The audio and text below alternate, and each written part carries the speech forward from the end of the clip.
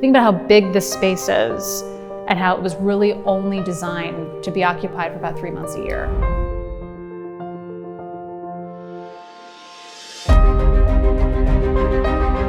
This house has an incredible history with the cultivation of a union. Can you tell us how the first labor strikes started kind of in the momentum of this house and of course grew to what we see now? Haven't you had enough?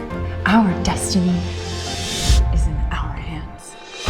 It's certainly two-pronged with the Berwins. There's of course issues that happen with his coal mining empire. Also here at the Elms, there is a documented walkout in 1902. The working hours were just way too much. And escalated to Mr. Berwin, who basically dismissed everybody. I yield to no man.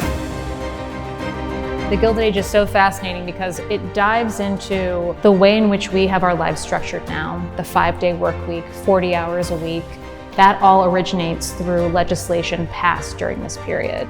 The word of mouth network is so large. Labor practices and fairness become common discussion and discourse in these lower areas. What happens here in a kitchen is also happening in a coal mine in Pennsylvania.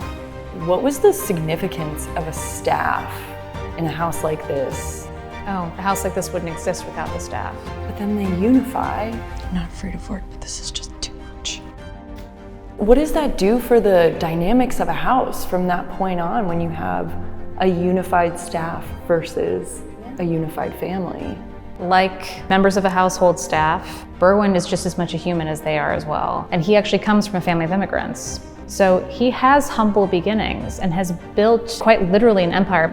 It is taking your life, uprooting it from what you know, what generations of your family have known, and completely radically changing it. He was a man that put business first and foremost. My family came to this country with nothing. I made all this happen. It's wild to think that Berwin came from humble beginnings, ascended, and still found himself in a problematic situation with labor. It was this incredibly important moment in history. For him, it was a blip on the radar screen. This house has existed since the 1880s, late 1880s, and it was a different house than this, much smaller. They were already fabulously rich, but the company grows, they get richer and richer and richer, and they can then tear that house down and build this. As they say, the rich get richer and the poor get poorer. You must choose a side, Mr. Birch.